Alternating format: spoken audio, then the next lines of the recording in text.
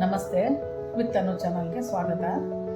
ನಾನು ಮಾವಿನ ಹಣ್ಣಿನ ಬಾರ್ ಮಾಡ್ತಾ ಇದ್ದೀನಿ. ನೋಡಿ, 1.5 kg ಮಾವಿನ ಹಣ್ಣು ತೊಗೊಂಡಿದ್ದೀನಿ. ಎಷ್ಟು ಚೆನ್ನಾಗಿದೆ. ಇದರಲ್ಲಿ ಕಟ್ ಮಾಡಿ ಇದನ್ನು ಹೇಗೆ ಮಾಡೋದು ಅಂತ ತೋರಿಸ್ತೀನಿ. ನೋಡಿ, ಸಿಪ್ಪೆ ತೆಗಿತಿದ್ದೀನಿ. ಮಾವಿನ ಹಣ್ಣಲ್ಲಿ ಸಿಪ್ಪೆ ಎಲ್ಲ ತೆಗೆದುಬಿಟ್ಟು ಕಟ್ ಮಾಡಿಕೊಂಡು ಇದು ಮಿಕ್ಸಿಗೆ ಹಾಕಬೇಕು. ನೋಡಿ, ಪೀಲ್ ಮಾಡ್ಕೊಂಡಿದ್ದೀನಿ. ಇದು ಸಿಪ್ಪೆ ಎಲ್ಲ ತೆಗೆದಿದ್ದೀನಿ. ಇದನ್ನು ಚಿಕ್ಕ ಚಿಕ್ಕದಾಗಿ ಪೀಸ್ ಕಟ್ ಮಾಡ್ಕೊಳ್ಬೇಕು. ನೋಡಿ, ಮಿಕ್ಸಿಗೆ ಹಾಕ್ತಾ ಇದ್ದೀನಿ. ಮ್ಯಾಂಗೋ ಬಾರ್ ಮಾಡೋದಕ್ಕೆ ಮಿಕ್ಸಿಗೆ ಹಾಕ್ಕೊಳ್ತಾ ಇದ್ದೀನಿ. ಇದನ್ನು ನುಣ್ಣಗೆ ರುಬ್ಕೋಬೇಕು. ಎಲ್ಲ ರುಬ್ಕೊಂಡು ಇದರಲ್ಲಿ ಹಾಕಿದ್ದೀನಿ. ಇದರಲ್ಲಿ 5 ಗ್ಲಾಸ್ ಇದೆ, ಬೇಯಕ್ಕೆ ಇಟ್ಟಿದ್ದೀನಿ. ಸ್ವಲ್ಪ ಬಿಸಿ ಆದಮೇಲೆ ಅದಕ್ಕೆ ಸಕ್ಕರೆ ಆ್ಯಡ್ ಮಾಡ್ತೀನಿ. ನೋಡಿ, ಈ ರೀತಿ ಕಲಿಸ್ತಾನೆ ಇರಬೇಕು. ತಳ ಅಂಟಬಾರ್ದು. ತಳ ಅಂಟಿದ್ರೆ ಸ್ಮೆಲ್ ಬಂದ್ಬಿಡುತ್ತೆ. ಕಲಿಸ್ತಾ ಇರಬೇಕು. ಸ್ವಲ್ಪ ಅದು ಕುದಿಯೋಕ್ಕೆ ಶುರುವಾದ್ಮೇಲೆ ಸಕ್ಕರೆ ಆ್ಯಡ್ ಮಾಡಬೇಕು. ನೋಡಿ, ಕುದೀತಾ ಇದೆ. ಸಕ್ಕರೆ ಹಾಕ್ತಾ ಇದ್ದೀನಿ. 1 ಗ್ಲಾಸ್ ಹಾಕ್ತಾ ಇದ್ದೀನಿ. 5 ಗ್ಲಾಸು ಅದು ಕ್ಯೂರಿ ಇತ್ತು, ಅದಕ್ಕೆ 1 ಗ್ಲಾಸ್ ಸಕ್ಕರೆ ಹಾಕ್ತಾ ಇದ್ದೀನಿ.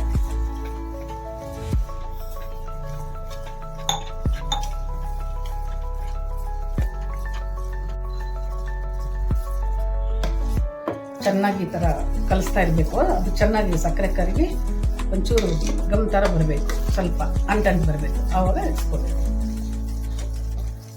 ಇದೆ, ಈ ಟೈಮಲ್ಲೇ ಆಫ್ ಮಾಡ್ಕೊತೀನಿ ನಾನು. ಚೆನ್ನಾಗಾಗಿದೆ. ನೋಡಿ, ಪ್ಲೇಟ್ಗೆ ಹಾಕ್ತಾ ಇದ್ದೀನಿ. ಎಷ್ಟು ಬೇಕು ಅಷ್ಟು ಹಾಕ್ಕೊಂಡು ಇದು ಮಾಡಿ ತುಪ್ಪ ಸವರಿದ್ದೀನಿ. ಪ್ಲೇಟಿಗೆ ತುಪ್ಪ ಸವರ್ಕೊಂಡು ನಮ್ಗೆ ಎಷ್ಟು ಬೇಕು ಅಷ್ಟು ಹಾಕ್ಕೊಂಡು ಇದು ಮಾಡಿ. ನೋಡಿ, ಆಗಿದೆ. ಮ್ಯಾಂಗೋ ಬಾರ್ಗೆಲ್ಲ ರೆಡಿ ಮಾಡಿದ್ದೀನಿ. ಇದೆಲ್ಲ ಬೇಯಿಸ್ಕೊಂಡು ತಟ್ಟೆಗೆ ತುಪ್ಪ ಸವರಿ ಹಾಕಿಟ್ಟಿದ್ದೀನಿ. ಇದನ್ನು ಬಿಸಿಲೇ ಇಡಬೇಕು. ಆದರೆ ಸಾಯಂಕಾಲ ಒಳಗಡೆ ಒಣಗುತ್ತೆ. ಬಿಸಿಲು ಚೆನ್ನಾಗಿದ್ದರೆ, ಇಲ್ಲಾಂದರೆ ಇನ್ನೊಂದು ದಿವಸ ಇಡಬೇಕಾಗುತ್ತೆ. ಇದು ರೆಡಿ ಆದಮೇಲೆ ನಿಮ್ಗೆ ತೋರಿಸ್ತೀನಿ. ನಾನು ಮಾವಿನಕಾಯಿ ಇದು ಮಾಡಿದ್ದೆ, ಬಾರ್ ಮಾಡೋಕ್ಕೆ ಹಾಕಿದ್ದೆ. ನೋಡಿ, ಈ ಥರ ಸೈಡಲ್ಲಿ ಇದು ಮಾಡ್ಕೋಬೇಕು, ಲೂಸ್ ಮಾಡ್ಕೋಬೇಕು. ನೋಡಿ, ಎಷ್ಟು ಚೆನ್ನಾಗಿ ಬಂದಿದೆ. ತುಂಬ ಚೆನ್ನಾಗಿ ಬಂದಿದೆ. ಇದನ್ನೀಗ ಕಟ್ ಮಾಡೋಣ.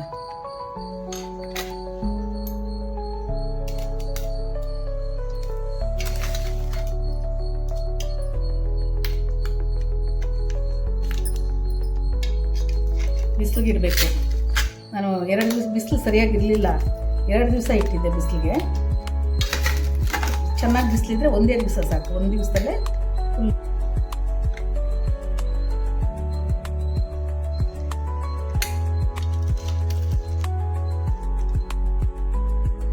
ನೋಡಿ, ಮಾವಿನಹಣ್ಣು ಬಾರ್ ರೆಡಿಯಾಗಿದೆ. 2 ದಿವಸ ಬಿಸಿಲಲ್ಲಿಟ್ಟಿದೆ. ಬಿಸಿಲಿರಲಿಲ್ಲ, ಹಾಗಾಗಿ 2 ದಿವಸ ಬಿಸಿಲಲ್ಲಿಟ್ಟಿದೆ. ಎಷ್ಟು ಚೆನ್ನಾಗಿ ಬಂದಿದೆ. ಮಾವಿನ ಹಣ್ಣು ಸೀಸನ್ ಆಗೋದ್ಮೇಲೆ ಇದನ್ನೊಂದು ಪೀಸ್ ತಿಂದರೆ ಮಾವಿನ ಹಣ್ಣು ತಿನ್ನಂಗೆ ಇರುತ್ತೆ. ತುಂಬ ಚೆನ್ನಾಗಿದೆ. ತುಂಬ ಚೆನ್ನಾಗಿದೆ.